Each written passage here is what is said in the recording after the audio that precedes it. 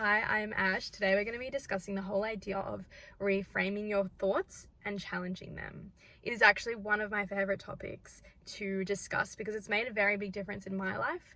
As soon as I heard about all these different types of negative thoughts and how to challenge them, I started to implement them in my own life, and that's when I saw a big shift in my thoughts and I started to switch to a more self-compassionate attitude to myself. If you see me looking down as well, I just have my laptop here for reference, as there's quite a few important points that I want to discuss and I don't want to forget them. There are these things called ants in our minds, and they're not your traditional creepy crawly kind of ants. It actually stands for automatic negative thoughts. Now, these thoughts are created from our subconscious, from all the past experiences that we've had when we may have felt unsafe or scared or unhappy. And these experiences have led us to build these thoughts in order to keep us safe. And having negative thoughts isn't the biggest issue. It's a very natural part of life, and I don't even think it's possible to never have them ever. The problem comes from actually believing them and saying, yes, this is true, because that's when it stops you from doing things that you feel a desire to do, or it stops you from communicating your truth, or it stops you from going for a new job. That's when these thoughts become a problem. Part of challenging and reframing is creating distance from your thoughts. It's about asking whether they are true. What evidence is there to support it, and is it actually helpful? So let's go through a few ways that we can challenge and reframe our thoughts. Number one is to label your thoughts. So instead of saying, oh, I'm not good enough, you say, I'm having the thought that I'm not good enough. Do you see the difference there? So when you're saying, I'm not good enough, this is you, this is your thought. You and your thought become intertwined. You see yourself as your thoughts. But that isn't reality. You are not your thoughts. Even if it feels like it, you are not your thoughts. Your thoughts are based off all these past experiences that have happened, and it does not reflect your truth. So when you say, I'm having the thought that I'm not good enough, you've created a distance between you and your thoughts. And by creating this separation, it can kind of give you a bit more perspective and say, hang on, where is this thought actually coming from? Because it's not coming from me, because I actually don't believe that. So it must be coming from somewhere else. Do you see the difference between labeling them and then identifying with them? There is a difference there, and I think it's really important that you get into the habit of labeling them yourself. So the next one is to actually thank your mind. Whilst these thoughts are negative, they're usually your mind's way of trying to keep you safe and protected. There have obviously been things that have happened in your past where you may have felt unsafe or scared or unhappy, let's say. And your mind brings these thoughts up in order to prevent that from happening again, because it obviously wasn't a very pleasant experience. My opinion on this is recognizing that it's your mind's way of keeping you safe. Even though it's a bit of a distorted way of keeping you safe, it's coming from a good place. And your mind is trying to protect you. So by thanking your mind, such as, I'll give you an example here. You can repeat this after a negative thought, is you say, thank you, mind and body, for trying to keep me safe. I am okay, and there is nothing you need to do right now. I've got it sorted, I've got it handled. This provides a bit of reassurance to your mind that you're tough, you're strong, you're courageous, and that you can handle anything that comes your way. It's a way to kind of calm and quieten the mind so those thoughts aren't as loud in your head.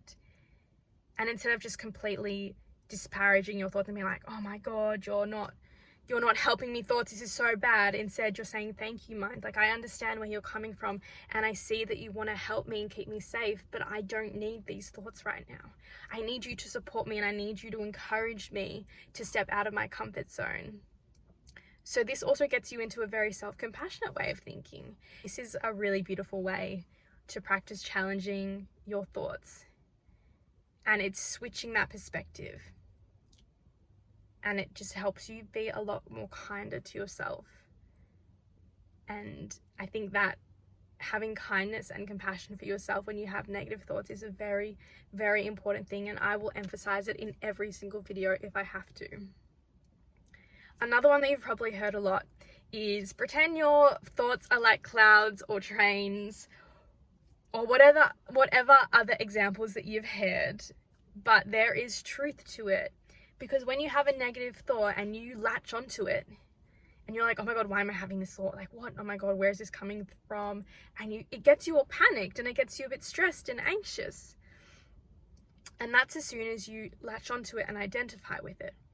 So by allowing thoughts just to flow in one ear, out the other, you're letting it pass. You're not latching onto it and you're not getting worked up over it.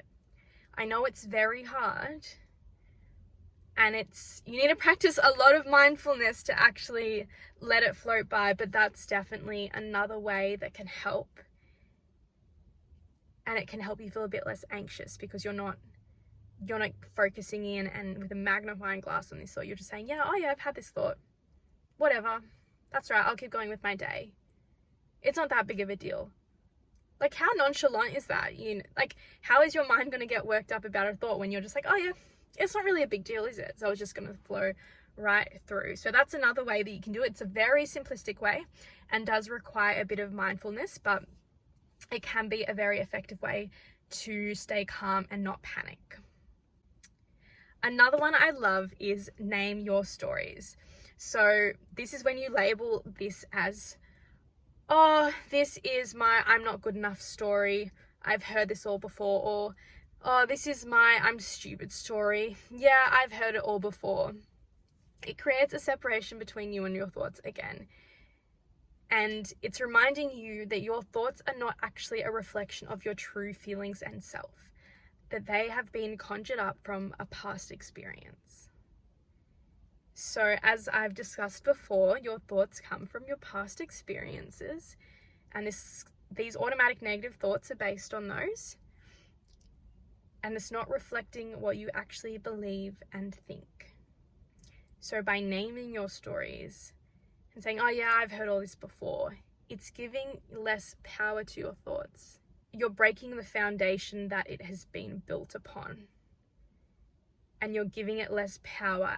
And the less power the thoughts have, the less control it's going to have over your actions and behaviors and your feelings. That's another way that you can practice challenging and reframing your thoughts a bit more.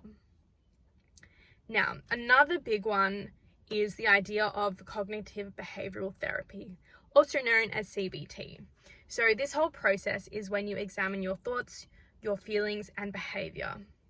So your thoughts, feeling, and behaviors, they're all interconnected. They're a little cycle. So for example, if I was feeling anxious, I might not go out and not go to a party. And then I'm going to have the thought that, oh my God, I'm socially anxious and people are going to hate me because I didn't come, blah, blah, blah. And then your thoughts about that is going to make you feel anxious again, and the more anxious you feel, you're not going to go to the next party that pops up. So it's very easy to create a cycle. So you need to break the cycle, whether that's by changing your thoughts or changing your behavior. That's the whole concept of CBT. So when we discuss challenging and reframing thoughts, we're changing the thought aspects, and by changing the thought aspects, we're hoping that's going to change your feelings, and then you're going to feel more encouraged to make better behavior choices.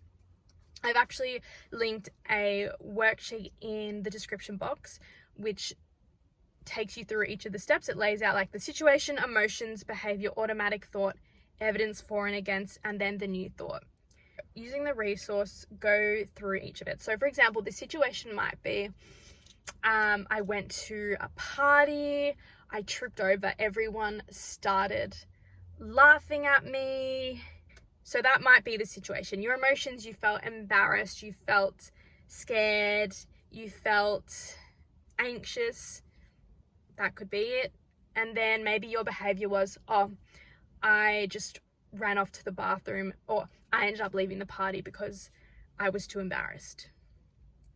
So your automatic thought might be like, oh, I'm so stupid. I always embarrass myself. Why do I do these things? Why do I go to parties? That could be some automatic thoughts that pop up. And then you'd find the evidence for and against. So, for example, your evidence for maybe that you tripped. Maybe that's the evidence that you're a bit stupid and a bit clumsy. But then you might look at what's the evidence again. You'd be like, oh, you know, it's actually never happened at a party before. This is the first time it's ever happened.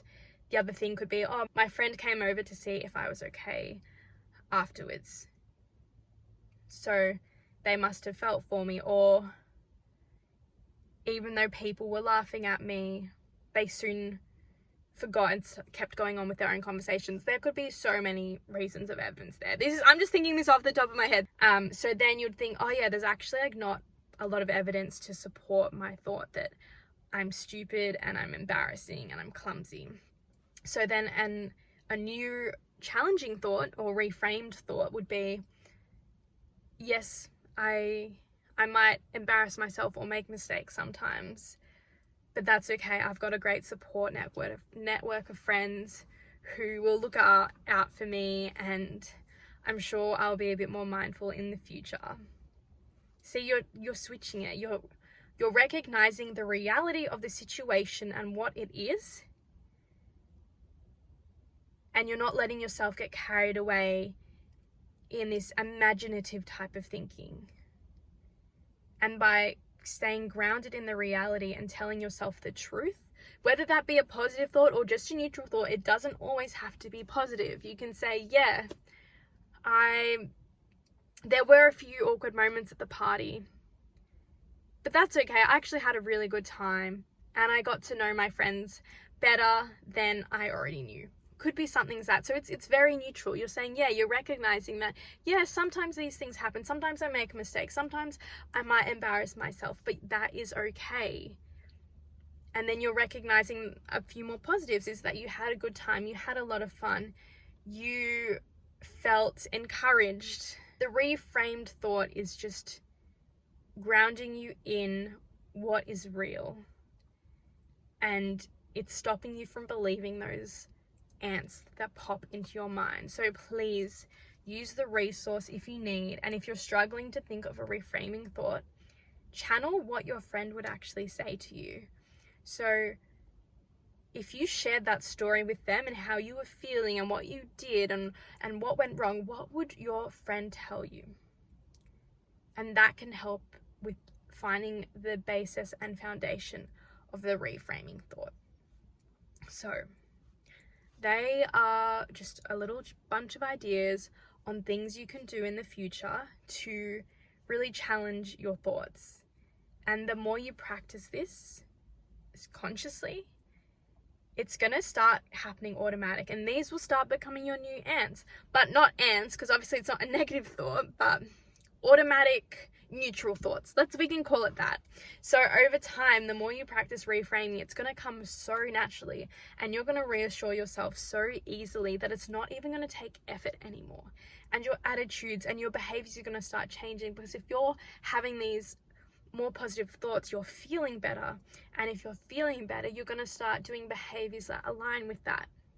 Again, back to CBT, that cycle, it's going to get more and more positive the more you practice. So please take the time to read a bit more about it and learn it. And if you are struggling to determine whether your thoughts are helpful or not, ask yourself whether they are coming from a place of fear or a place of love.